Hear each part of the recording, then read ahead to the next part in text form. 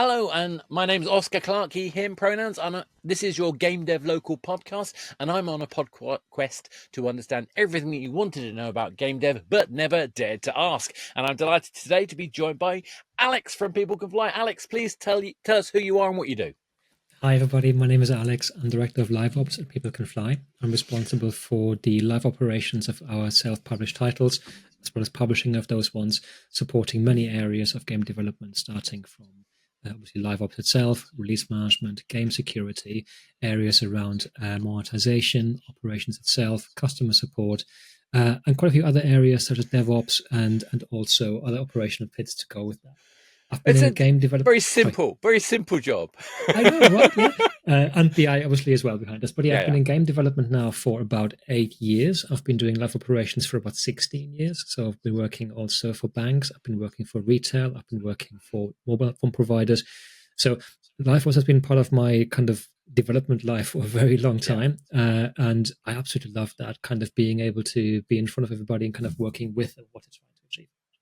Yeah, no, exactly. And I think, because you've been at places like Jagex and Creative Assembly and places like that, so you kind of been there, seen it. And I love the fact that you've also had that external from games perspective about, particularly around things like the DevOps side, the security side.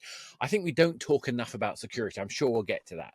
So let's try and break it down. So a lot of the people listening to this are going to be from the kind of more indie community who may not yet have worked out that even when you've got a portfolio of games, it's still essentially the same functional job, keeping things working and keeping a community building. But for you, if you try to sum up what LiveOps is about in like a single sentence, I don't feel like you have to keep to that, but I kind of feel like, what would you say is the way you would summarize it for people to really get what makes it really matter? Yeah. Okay. So for me, I'll break it down to 3 areas if you don't mind, to make it simpler and very simple kind of sentences. For me, let's talk about, first of all, games as a service. Games as a service is effectively the mindset or the capability to react to increasing player and business needs. That's games as a service in a nutshell, right? LiveOps is, for me, a subset of that. It's the ability to understand the player, to react, to promote your response, to engage and to re-engage them, to enjoy your product, your game, your thing, not only right now, but over time, as your game evolves, as your content evolves, as you might deploy new stuff, and everything like that. And then finally, below that, or with that rather, is development itself. And that's kind of the planning, the organization of creating high quality content, or as good quality as you can for your game, at a steady and, more importantly, predictable pace. That's kind of where I see it. Yeah, no, I like that. I mean, the way I'm kind of, where I try and frame it is, we've gone to the trouble to create an experience that hopefully people love. For us to stop there feels like a tragic waste of opportunity, but also it's incredibly inefficient. If we have an existing space that players love, what are the next steps that we can take? What next parts of the journey we'll take them on that retain that interest, to create that kind of ongoing commitment and make the thing that the games do great, which is something, games are things that we take on as part of our identity, about part of who we think we are. And I'm not saying that every game has to be like 100% of my time, but if I choose to play Slay the Spire when I need a coffee break or whatever, that's become part of what I do. That's how I experience having a break. If I choose to play, I don't know, an MMO over, months, years, decades. I mean, look at the people who play EVE Online. It literally becomes part of a lifestyle. And I think for me, to summarize that back up again, it's like, we've got this creative process, we make entertainment. Sustaining that just requires a bit of thought, a bit of pipelining, a bit of repurposing. I think is the phrase that I think. Well, the first lesson I got was repurposing. So let's say about this practically. Okay, so you've given 3 ways of looking at LiveOps. So we've got a game, someone that we've launched it. What's the point in which you're interested to be able to turn that into a live experience? For me, it's usually long before launch. It comes already into play even before we announce, because the intent of the game needs to be understood. by yourself, by your team, and by the business as well, because LiveOps is an ongoing cost, as is everything else you're doing within game development, obviously, or any software development, if you will. So for me, when I look at a game's lifecycle, for example, you start off with an idea, you start with a concept, you come to first playable, for example, before it gets greenlit to continue development, for example. Even during first playable, you would work on a prototype that kind of talks about and discusses kind of the intent of the game, right? You want to have a core loop somewhat working, very, very gray box, maybe even on a storyboard only. It doesn't matter. It could be anything. For indie, for AA, AAA, it doesn't matter. It's the same kind of concept, right? It needs to be something that's kind of understood and the game loop makes sense. During that time, you'll already understand kind of what type of game you want to build. It might be a single player experience like The Last of Us, for example, in which case you've got a clear road going forward. Or it could be a multiplayer game, it could be competitive, it could be something that kind of evolves over time, be it MMO, MOBA, things like that, right? You know that during first playable. You know that before first playable. But from first playable onwards, usually for my part, is when you kind of then start, okay, now what does that mean? We now understand roughly what the core needs to be. We may not have even found our fun yet. We want to find the fun, obviously, first. We're kind of invest into tooling behind it.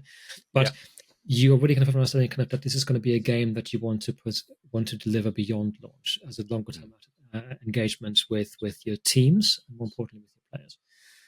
And I just want to dive into that first fun bit. I think that's a really important factor. I think when we're looking at like planning and developing games in general, I think the building in layers is an incredibly effective way to do it. And I still think there are lessons from even hyper casual games that we can use even in a long-term game by thinking about what can we do to test, make sure that that thing is working. And like you said, making sure that you've got a solid foundation before you start tooling up, before you go to the next thing. And for me, I'd even break it down from like, I typically look at like day one retention as my first point. I'm then going to probably look about day 7 retention as my next point. I may or may not look at day 14 as a retention point. There's a bunch of questions about that. Yeah, but you wouldn't do that during the planning of what the concept of fun is, right? If you think about kind of but I'd need to get. No, I think this is great, by the way. This is exactly right. I think the question is where is fun? Because there's fun in the raw playable, but there's also fun in the optimization of the progression. Yeah. So let's break this down then in more detail. Yeah. So first playable in the past that I've been through, for a live game, for a multiplayer game, the understanding you have during first playable already is kind of what is the core loop going to look like, right? You jump into the match, you fight somebody, you win or you lose. There's a result screen or otherwise. That then gives you something or nets you something or doesn't, and you reach back into the front end in a very, very simple loop of go into the game, finish the game, go back to the front end. Let's say that's the kind of core loop you have right now. Any aspect of this, especially pre-match planning, like CSGO, doing a loadout, for example, post-match celebration like Apex Legends or Rainbow Six or any other game like this, you win something, you get something. MMO style, you destroy the boss, you get XP and the rare item, for example. You already have an understanding kind of what these roughly look like as a concept, not necessarily completely understood, but as a concept. The concept of progression, concept of loot, of reward, of achievement, whatever you want to call it. Any of these ones then, as you just said, then drive into your retention factors or potential retention factors. Absolutely. For me, in the past, I would not yet have attributed a DX for this one, because I would only necessarily do that once I know that the mechanism of progression or achievement is actually what's going to happen in the game during pre-prod. Yeah. So I mean, I like doing it. I find it a useful finger in the air, because what it does for me is it gives me a way of saying a measurable, is this project working versus this project? It's not an absolute number, but if you've got things going and you need a real marker to say, should I carry on with this right now or should I try something else? I think it's a really useful marker. I get where you're coming from. I think there's that kind of then shows also your acumen towards publishing as opposed to delivery. Fair. As a publisher, yes. I've been dancing on both. right now I'm trying to focus away from the publishing side because I want to focus on the first playable point, at which point we wouldn't have done that. But if you're a publisher for different games, for example, you would absolutely look at kind of your intention market, not only in terms of D, as in DX, whatever it might be, but also UA, right? How would I then acquire people? Which kind of games would I go against? And what is their kind of CPA or CPI to kind of get people into the game? Absolutely. As a publisher, I'm concerned about this because you raised the initial kind of start of this conversation about kind of how indie and how smaller studios might learn this. Focus on kind of breaking it down for you as a development team, kind of saying, hey, how can I build the fun as a result of this one? Which are the levers I can pull to make fun more engaging or not? So and I think this is a tension, isn't it? Though there's a useful tension here, and I think the risk of the more publishing route, as we're now describing it, is that you miss these exploratory opportunities that turn into juicy, joyful things. Whereas if you don't pay attention to the publishing kind of metrics at any level, you miss that kind of efficient honing, tightening of the process, if that makes sense.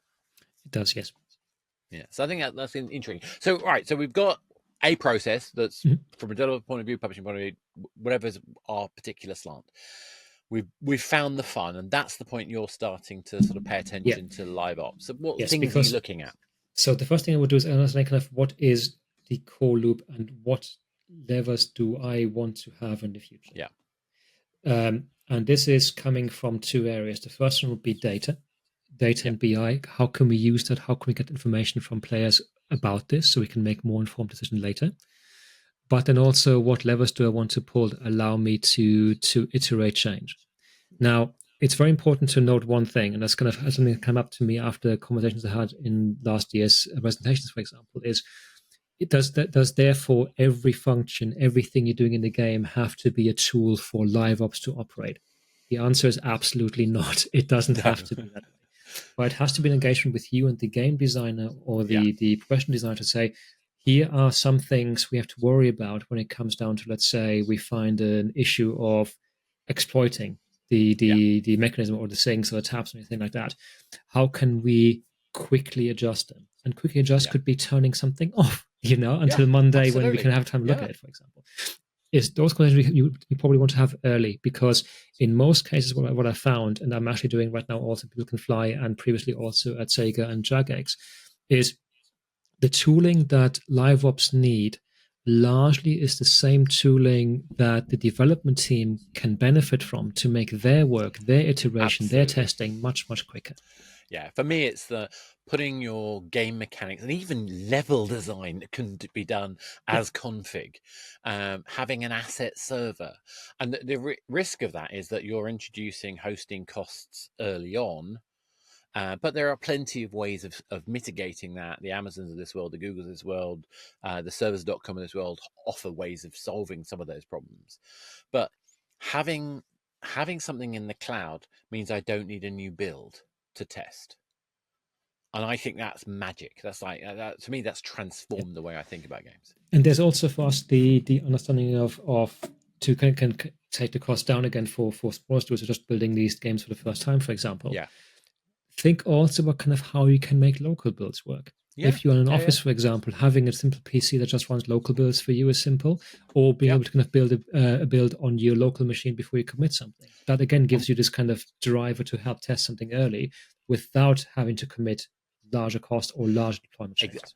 And we can run it off a Google Sheet. We could run it off a JSON file. And that can be on a Dropbox. I mean, I know it's not good design, but as in this mindset of like, we start off with physical. I like whiteboards and plasticine and old board game pieces that I've ripped apart to get my paper prototyping together, and to muck about with that until I know I've got something that feels fun in that, and then jam it. I might even only do a trailer first, but that's me going back to the love I have that sort of marketing publishing mindset. But once you've got something that's playable, having the ability to just say, "Oh, I didn't like the way that the physics of that was a bit too sticky," or the rate of the power required when I pulled back didn't feel right. Being able to adjust that on the fly. Now, mean, to be honest, you can do that with public variables inside Unity or within whatever the equivalent is in Unreal. You can do a lot of that stuff if you've got access to the build, as in the engine. But yeah, so we're thinking about the kind of infrastructure at this stage. Is what I think you're saying. We're thinking about what will the architecture need to end up being, but not necessarily building it yet.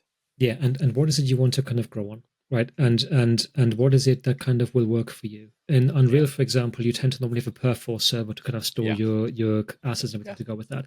How would you use that right now? And then how you would transpose that into, let's say, deployable JSON, for example, or other kind of means for you to have on the server that can be pulled from every game client in the same time, for example. Exactly. I mean, I'm obviously biased to have everything on a server, as I've made it very clear. But I do get you. I mean, if you're using GitHub, you're using Perforce, using any of those kind of repository systems, you can still do that. And if you have access to the build, you could quickly run one off. But I know when we get to bigger teams with bigger projects, that becomes impossible very quickly. And my worry is that people get these... everything is in the build and we can't do anything until the build is done. And if you do that, I find you stall the testing process. Yeah, you also add a lot of rework into your planning, which in most cases development teams don't do or cannot do for various reasons. It gets costly. Yeah, and there has to be an understanding, and the understanding has to be that says we want to focus on finding the fun right now, because that's the most important thing for the game, because otherwise the game will sink no matter what you do. No. And I think what you're saying, though, is this I think finding the fun, absolutely agree with. Where I'm coming from is I don't think finding the fun is one moment. No, let's back onto the tooling again. I'm going to make sure we're understanding. So as a development team, you want to focus on what makes the game fun, right? Your core leap, your progression, everything like that, to make sure it's actually... I use the word stable in the context of it works as opposed to infrastructure stability. Yes. But once you have that, you would then need to think about kind of how do you then understand where that's working, how you incent your data, telemetry, everything like that, and then how you would kind of make the tooling work to go with that. These things go hand in hand, which is why in most cases you find in LiveOps teams that data and BI is part of LiveOps because of that kind of need to make that work. And once you get to a point where you can interrogate that in a good kind of way, then you have another means to understand, okay, what does that actually mean once we run the game? Not internally, not for QA. Once we have kind of real players on board, for example, what changes do we need to make? I always call it levers to pull, but you get the idea. It's kind of to make changes, and then more importantly, understand whether the change was actually useful. Does it engage more? Does it retain more? Does it actually make sense financially or commercially to kind of provide them rewards, for example? At that point, what I found some teams needing to learn in the hard way is making changes and understanding from the data you're getting whether a change made the impact. And in many times when you make the in development, what you have is you make a milestone, right? You work at a milestone that is X weeks or months long, which has like hundreds and thousands of commits of changes in there. So how do you know that one change that you made has an impact? That's where it comes down to understanding kind of working directly with your LiveOps team or your data team or person, depending on the size, obviously, of saying, hey, give me information about exactly that change did, or exactly that kind of process from a funnel of this that happened here, then there, and everything like that. So I can figure out within my own ecosystem whether my change contributed or detracted from the ultimate outcome. So one of the things that I've been exploring recently is I'm rather than necessarily... I know that the ideal is you make one change and you see the A/B result of that, but I've been feeling that aiming for that, call it perfection for want of a better phrase, early on isn't always conducive to a good outcome. What I mean by that is I'm actually not necessarily needing a high level of statistical significance that my result is correct at the earlier stages. What I'm looking for is like an 80-20 rule. Like, have I done enough to be able to make this experience in general better than the last stage that I did? And I think what I found is that the more I give up on the purism of the analysis, the more I can prevent that stagnation that can happen when you're only making one small change at a time. But as you get closer to a product that looks like it might be there, that's when I think you can't afford to have multiple things that you're testing. Does that make any sense? So I think there's a kind of like a honing process.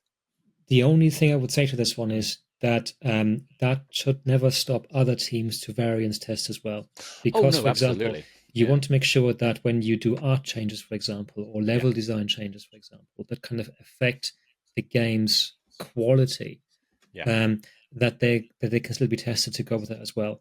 Because you now have so many different kind of things that the development team is doing, no matter the size of the development team, by the way. You've got level designer, you've got an artist, you've got environment, character art, you've got audio, you've got whatever, UX, UI.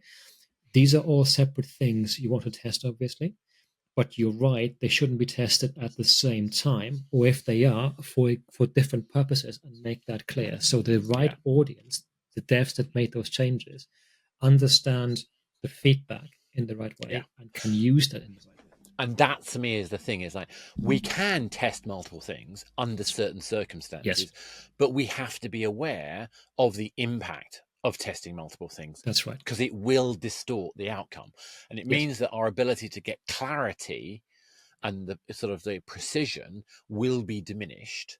The question is where we are in the state of development, where we are in the impact of that piece. And the reason I find this interesting is because what I found is that often I thought I was testing something because there were multiple things that were being put in that build, inevitable because the schedule wouldn't have allowed us to do anything less. I actually discovered something different that was wrong because the data was set up so I could actually track user behavior overall. And one of the examples I found that was people were churning later, but I realized it was nothing to do with the later process. It was because we didn't communicate something earlier that was necessary. So it was becoming a more and more frustrating game down the line. Yeah. And that's kind of where, totally agree. And I think that's kind of where I feel sometimes focus tests are a much better way to identify these kind of things at a much, much smaller scale. So give an example. Focus tests we've run in the past at Sega, we focused on, that's what they call focus tests, on less than 20 people to get clarity feedback on certain things based on the types of games they're playing. If you want to understand impact, you would go scale. Absolutely. Larger scale testing like that, But the kind of focused on the thing you want to understand more about, you're getting much, much more valid feedback by having a playtest for a day or half a day with people, with a small number of people, just to get their impression of the overall vision of everything. And then you hone down questions deeper. I remember we had at Sega and also Giants, we had a wonderful kind of process of inviting people into the office, having them play the game. We watched them play the game, not in a creepy kind of way, but in a nice kind of way. And then sitting down with them afterwards for an hour or 2 or 3 and just chatting. What do you think about this? We had about this, in that kind of way, because people open up much more and are being much, much more honest than on just filling in the survey. Filling in the survey stuff, for example, is your scale, is your kind of validation testing, if you will, or final kind of confirmation of what you're doing is right or wrong. Because that then lends itself to having a wider view of everything. Whereas if you want to hone down to something, you focus on the right people. And UX, UI, everything. Absolutely, yeah. I know I've done podcasts with researchers a couple of times, so I won't go too deep into that. But I'm intently with you. The finding the right combination of I call them MPS tests because I'm often, being the publisher type, I'm not, but I kind of the commercial type. Let's put it that way. I'm interested in what they call net promoter score. So I'm interested in getting a metric that lets me know that they really liked it, and that's when you ask the question, would you recommend a friend? And that kind of qualitative testing, for example, I've often used teams like Antidote and Playtest Cloud, or also in person, like you're describing, where David Tisserand built a lab inside PlayStation in a London studio where we could actually do that behind a glass screen, watch people.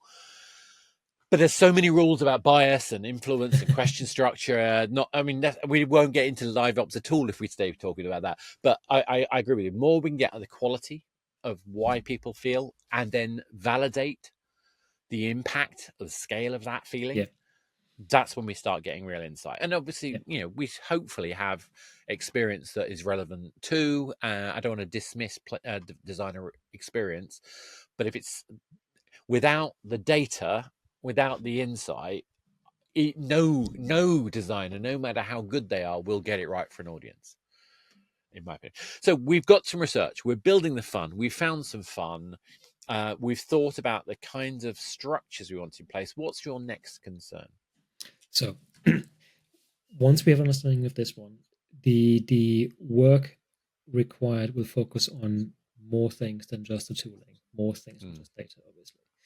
The two things I've seen regularly people forget and teams forget is the security aspect and also the players aspect.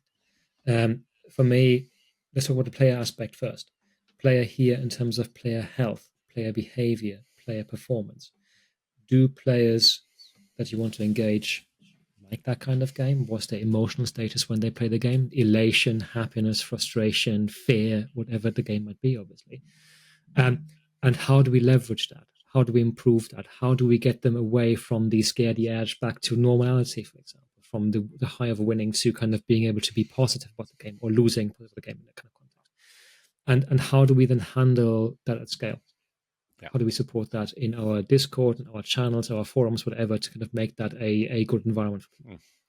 On the security side, when we talk security, you almost always think, first of all, oh, do you mean anti-cheating? And in most cases, but in most cases, that is true. That is one aspect of the security aspect. But it's also about your understanding of your system safeties and regulations around that. How you handle potential DDoS stuff, disaster recovery, for example, these kind of things. How do you handle scale? How do you ensure that if you scale, that you don't break the bank because you have like 1 million servers online? They cost you $20,000 an hour. Yeah, exactly.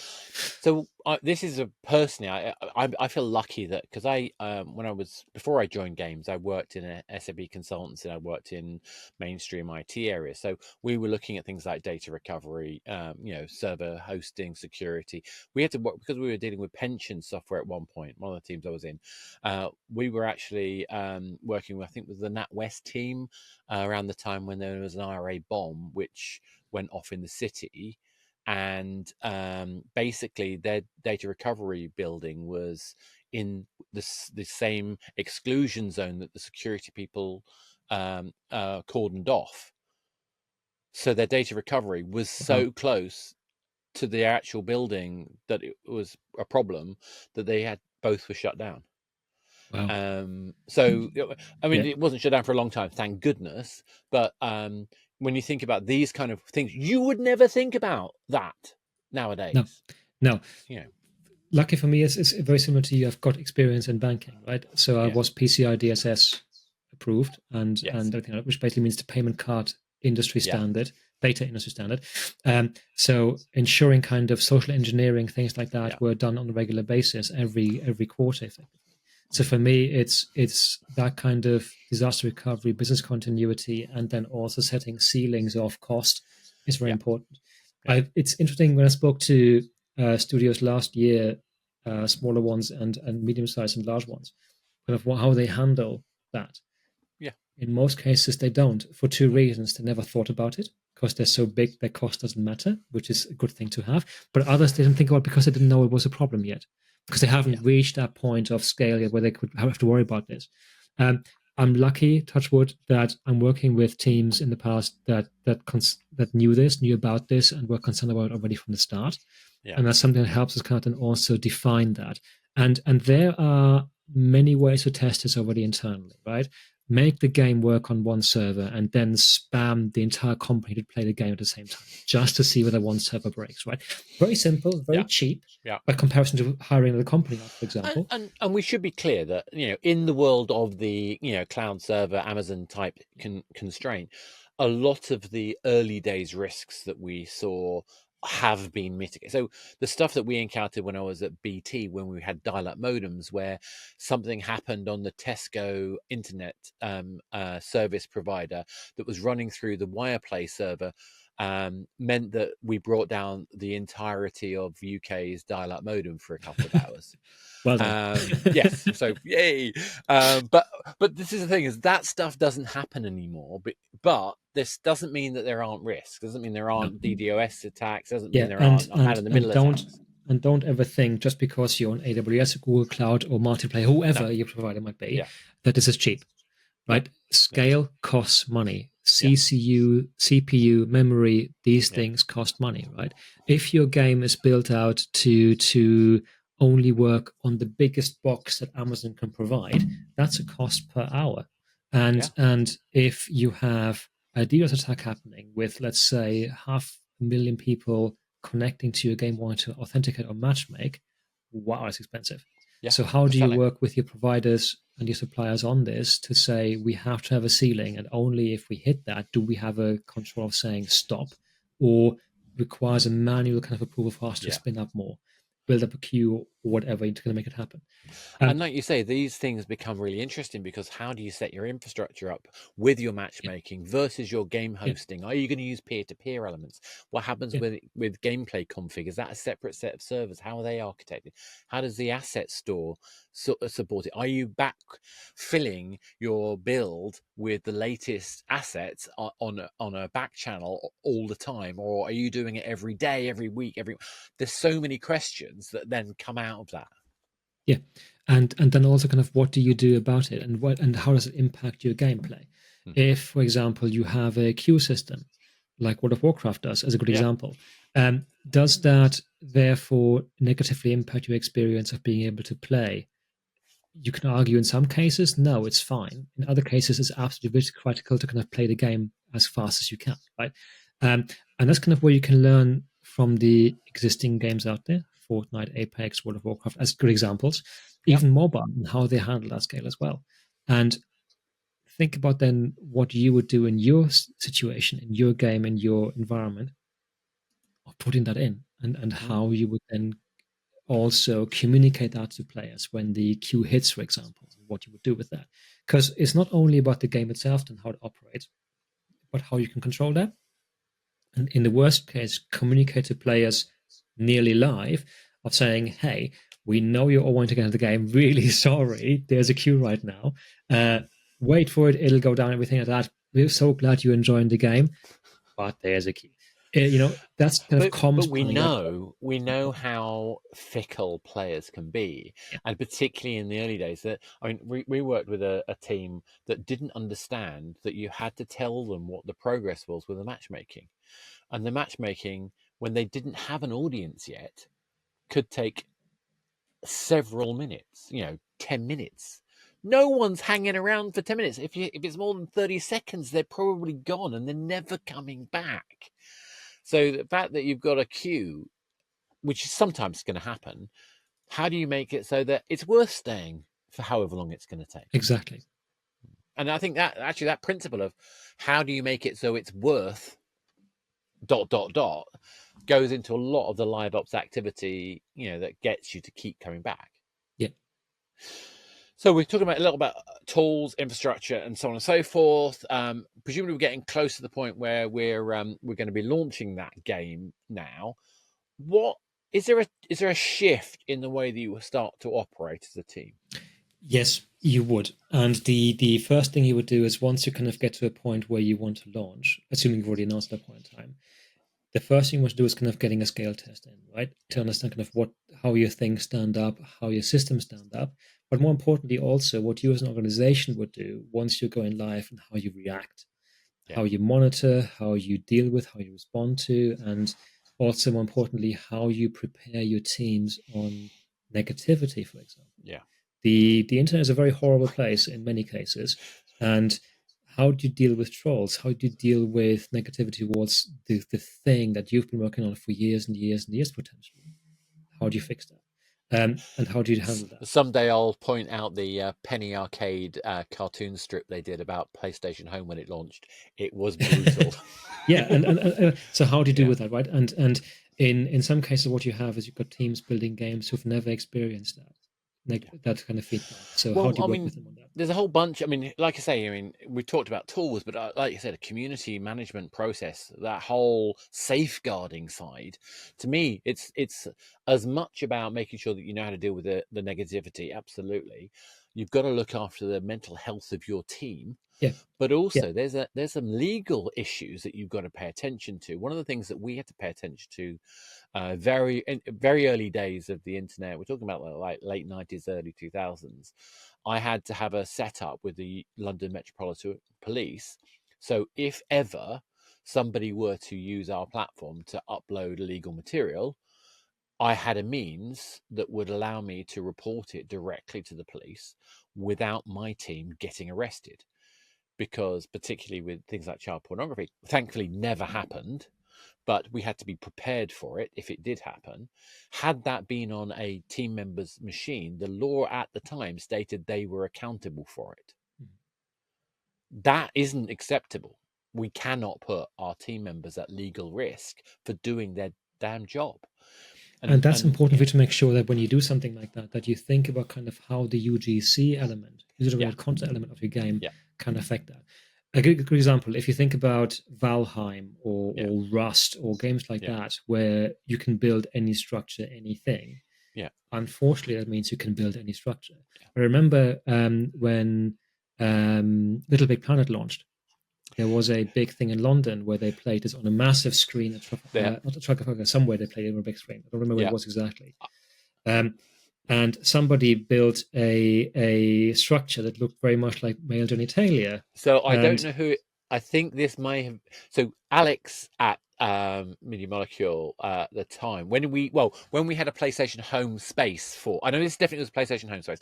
I don't know if it was the launch one, but when the PlayStation Home Space, they wanted to have a UGC wallpaper thing, and Alex deliberately made a rude image just to show it as possible, even though we'd gone every possible way to prevent it. And but I mean, bless him. I mean, he did it for the right reasons, and we obviously handled it appropriately. But we have a phrase for it. It's called TTP. Time to insert word. And it's not. It was amazing when a few years later I talked to some friends of mine who happened to be working at Facebook, and they had exactly the same code name. That's exactly what happens, right? Yeah. Do you think it's actually? Yeah, and think of it this way also as a game development team. The second you have external players play your game, the first minute of them all playing your game is more QA than you'll ever get from your internal teams. 100% agree. And that's going to be important for us to work with as well.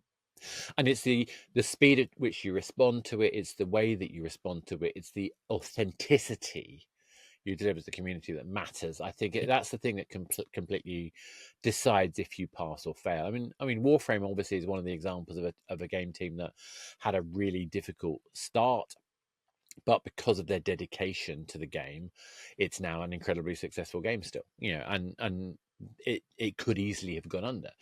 We've talked about games like No Man's Sky in the past about the way that didn't meet it just didn't meet some people's expectations. It met mine, but that's because I know what could have been actually done rather than what Sean wanted to do. And I think Sean did nothing personally. I don't think Sean did anything wrong. He just said what the game he wanted to make. I don't know him that well. I met him a couple of times. That's it. But the point is that there's so many areas where this stuff can fall through the gaps. And like you say, that preparing for that opening moment. I think it was Ilka Supercell who said that he gets the team to go on holiday the week before their launch to give them rest, to give them peace. But it also then means that anything like that is any issues like that, be that server, be that TTP, be that something else, for example. You need to be very good again at your playbooks.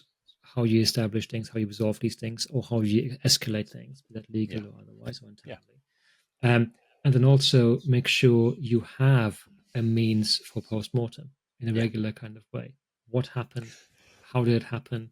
What are the issues we have to deal with, and how to resolve them? And how do we fix these things for the next time we're doing it to avoid that? For me, it's about triage. That's kind of the phrase that we tend to use. And triage is functional. It is consumer response. It is internal, kind of pressures as well. But I mean, I remember something. You did a talk a few. Was it last year? It was last year, yeah. And one of my favorite bits was you asked the question, "What's the one thing that most teams wish they did more of?" What was that?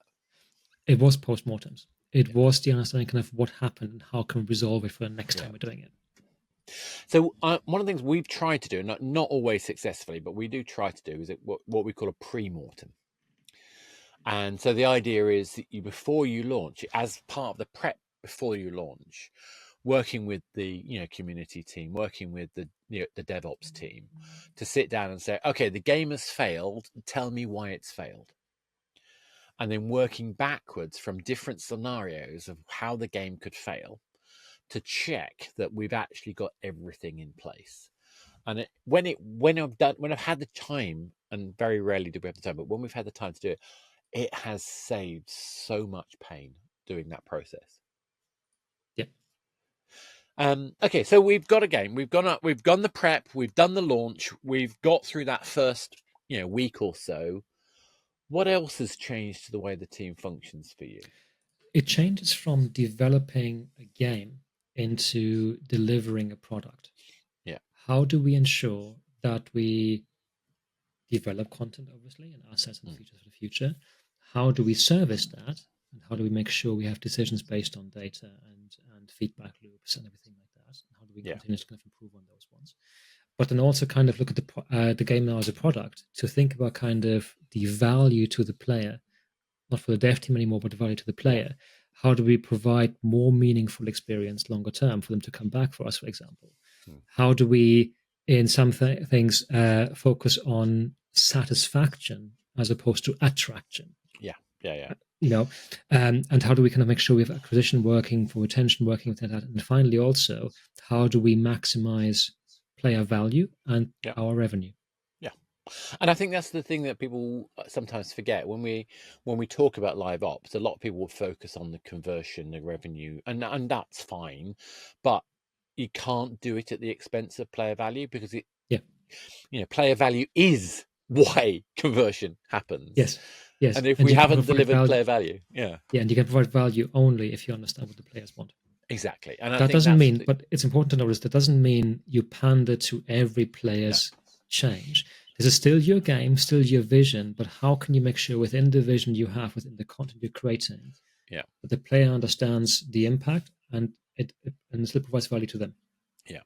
I mean, people make references like canary in the coal mine, but I think essentially what I think players are the people who will give you, by their mass behavior, ironically, mass I think is much more interesting than individual. I like cohorts too, but let's say mass behavior. They're telling you what's actually going on in the game by their fact that they're staying or not staying, by the fact that they're getting through to certain areas of play or not. Those things are so profoundly useful. But players cannot be expected to be designers. And even players who are designers aren't good at telling you how to design your game quite often. Exactly. Because it's not their motivation. Their motivation is not to make the game. The motivation is playing the game, and that's a different experience entirely. So, what does that do to the function of the team, though? Because I'm of the way I look at these things, I think it completely turns around the process. So, when I'm making experiences, I've got a backlog of functionality. I've got to make sure that a threshold of that functionality has made it to a level of quality before I feel there's sufficient to release. Now, that might be a lot, it might be a little, it depends on the game, style, structure, etc. But I'm generally working forward to the point where I've got a release. But when I'm in live, the dates are fixed. And now I'm thinking about what can I fit in without burning the team out. And that's where the conversation needs to change between how you pre-launch planned your milestones, your sprints, your whatever insert time thing frame here, obviously, to having another stakeholder into the mix, which is your player. And through LiveOps, through customer support, community management, and live QA, for example, as prime examples, and your data, you all of a sudden have a view or multiple views of the player and they're being represented by LiveOps and other teams to drive that, and you're planning changes to. I don't want to put percentage on this one because percentage is always a wrong thing and assumed as a must thing, a must do kind of way. But a large chunk of the work you'll be doing going forward is the content you had planned for the year anyway. Yes. Because you should be having this as a product already anyway planned. Then a smaller chunk of this one is the reactiveness, the response, the identification of that. And then a very small chunk is then the kind of what I would call ninja work, which is the work you want to do for quality of life, for tooling or other things that help improve the game team and LiveOps and support and everybody else in being able to support the game better. Yeah.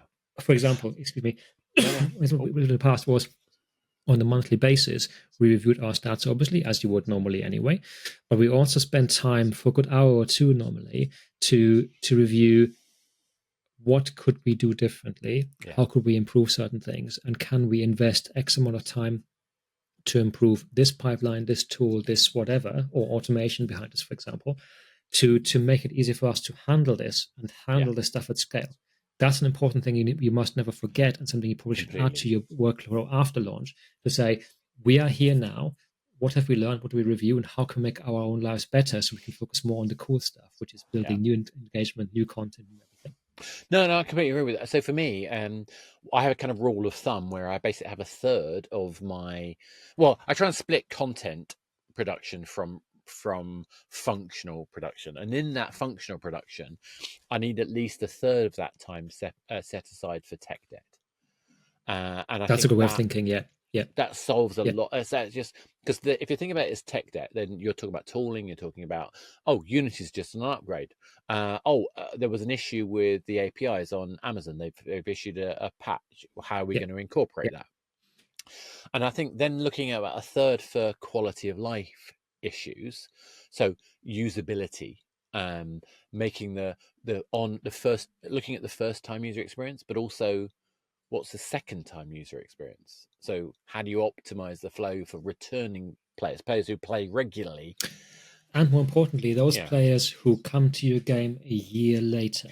That's it. And who may have gotten your game at launch, not at launch, but rather who bought the game on a sale. Exactly. Who are now 3 or 4 seasons late to other players. How do they, inverted commas, catch up, for example? Yeah, and I call that lapse time user experience, because I remember when I was playing. For me, the best example has always been Breath of the Wild. Amazing game, but I always stop like a third in, and then 3 months later try and go back and play, and I can't remember how to play. And I don't want to go back and play from the start. But you already had an engagement with the game in the first place. I'm talking about people who have never seen your game, know about it, but never played it, and then bought it a year later, for example. Oh, I see what you're saying. Yeah. Those people, right? And I think that's kind of where it's important to make sure that you review your own game in the context of, I'm still a new player to this, as opposed to a seasoned player. There's some consulting work I've been doing with a couple of teams, and this is a big issue for them. So big established games where when you look at the data, their percentage of day 90 plus users is huge, 80, 90%. But their day one retention has gone below the 30% mark now. And it's because, I would argue, I'm not going to say who it was, by the way, it's because they have layered so many new things onto the experience that it becomes really chaotic very quickly. So you don't know how to play it anymore. And that issue applies not just for the brand new people, but also for the there's a term I've often used called resurrected player. And that's like they've been more than 6 months, 9 months since they last played. And that kind of resurrected player suffers from the same problem the first time users have. And these days, think of it this way also, that platforms offer you to refund, right? So if you come into the game and you don't like in the first X hours, whatever the platform provides, Steve, I think it's 2 hours, other games are 2 to 4 hours. If you don't like it because you're struggling to get into the game, hey, is the refund button easy, right? Yeah, exactly. And for free games, hey, was this a lapsed player so quickly? Right? It's that kind of conversation. And what we found in the past as well is having these kind of not going to call them focus tests because that would mix the test we talked about earlier, but having these kind of new player tests to see kind of whether things don't make sense. And that's why visually, I'm looking usability-wise, everything like that. No, exactly. And that's why I'm looking at like a third of my time in my production part being dedicated to that UX. The only thing I would say is that the reason I don't use thirds, for example, or percentages in this one is because it again depends on the size of the team and the things you have to worry about to make that work. And I think in mobile it's quite easy. In console, it's very, very hard sometimes to divide that time successfully, especially when it comes to kind of feature development, also kind of submission. I'm being a consultant. Yeah, that's right, and that's cool. It's good making sure that as a person listening to the podcast right now, you want to make sure that it ties in with what it is you and the team size can deliver. Absolutely. As a business, it's important that leadership understands that this is a thing you have to do. The team is not going to focus 100% all the time on new stuff. They have to review, they have to look at, they have to improve, they have to manage upgrades, for example. And I think you're absolutely right. And I like I say, the thirds is a bit flippant, but it's more designed of management to think. The reality, as you quite rightly say, comes down to the breakdown of the team. Because if you have a I don't know, a lighting specialist, they're not going to be spending a third of their time on bug fixing, I don't know, the reward system, whatever. So it's going to come down to what your resources actually are. But as a finger in the air, it's a stark it's intended as a stark reminder, because the other layer I chuck into it is that means you've only got a third left. And you want to have something you can release every month. And I try to do my technical planning quarterly.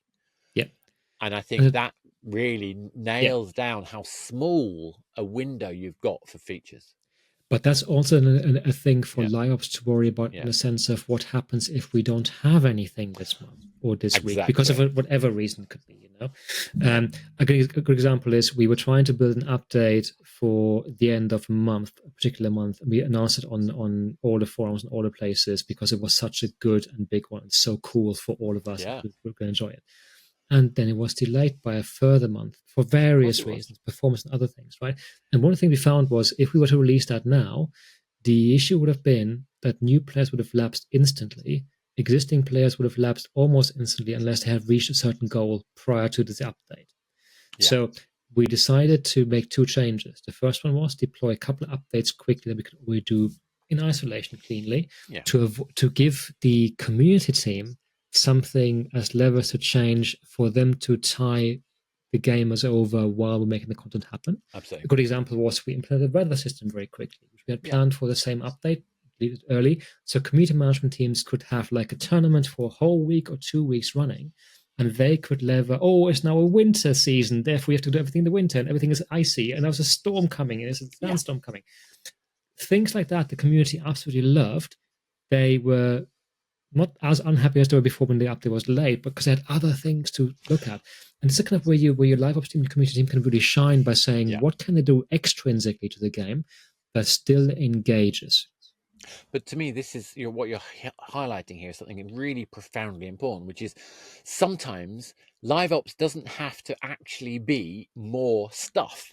Sometimes we can be smarter about what we deliver and actually deliver. That if we deliver less, more predictably, but that less is done in ways which we can use the simple low-hanging fruit, like configuring a new set of challenges or missions, like having a narrative arc that explains the transition between autumn and winter, that already uses a system we've already built in, and therefore we buy the development time more to do something more epic later. But what I found really funny is when quite often what we think of as epic and required huge amounts of development time doesn't have as much emotional impact as the winter, king turning up. Exactly. And that's the lesson that I've had, which is like actually player value is, again, the measure of this stuff. Yeah. How do we make sure we're delivering consistent, regular, predictable player value sustainably? And that also reinforces the need to consider your game a product then as opposed to a game. because the product lives around. I like service. I like calling it a service. But it kind of it ensures kind of what the game can do and what kind of things outside the game need to happen to make the community believe in your IP, in the thing you develop. And that's the thing, is like a reason why I think live service is a good way to think about it is because these continuous progressions makes people feel that the game is alive, that we continue to care about the game as much as you do the player. And quite often we do. We really, really love these experiences. I mean, look at RuneScape, look at Jagex. I mean, you were there. I mean, the number of people in that team who were former players is ridiculous. Very few spaces. I mean, another game team I've worked with recently, very similar. A lot of the monetization team that they're working on that happen to be former players, or current players in some cases. So this mindset, I think, of that we make, because live service has got a bit of flack, particularly from certain journalistic portions telling us that LiveOps is dead. It's not. 78% of the revenue of the games industry comes from LiveOps.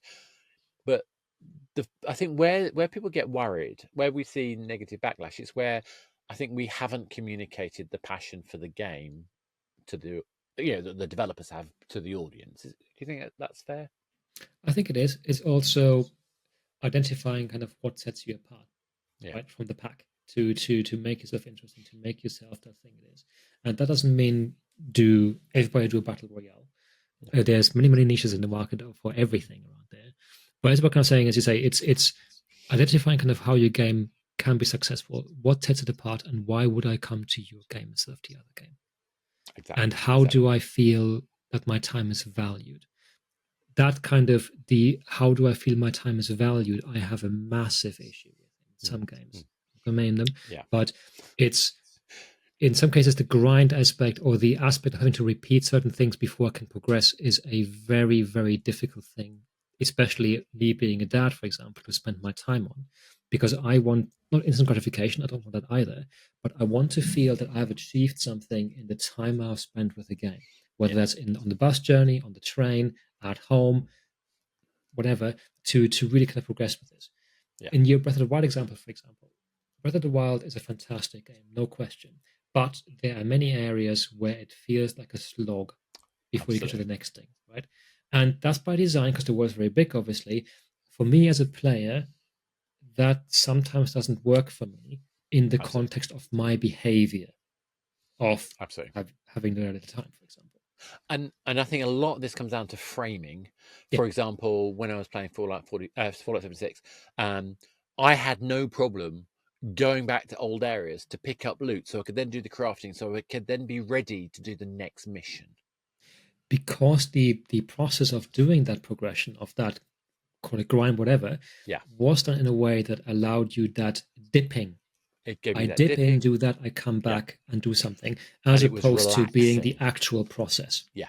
And it was not just that dipping, but it was also, it was almost sedentary. It's almost relaxing. Yeah. And that change of tone meant that the very same thing that would frustrate the heck out of me in another game turned out to be one of the main reasons why I got deeply into it. Even though it was flawed at launch, they managed to pull off I think a decent game in the end. So I think we've done, hopefully we've given a kind of good journey on the whole process, getting to the point where we have a LiveOps experience.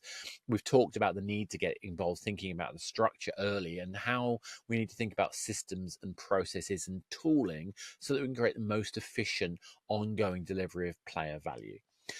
With all that in mind, if you had to give one thing that you would recommend to any developer, regardless of what their intentions are with making a live ops game or delivering a consumer experience, what do you think is the one lesson that we have, those of us who've worked in live ops for such a long time, what's the one lesson we can give you as a developer to think about? What's the one thing you think they should think about most? Think about the value of the player, the value to the player, and how you use data to make those decisions that you want to make for the future. Yeah, I totally agree. And that's kind of the sense I would give. I think that's absolutely right. And for me, the transition of why, I think particularly mobile, but why the games industry changed so much, has become the single largest form of digital entertainment, is precisely because we started using data. Yeah.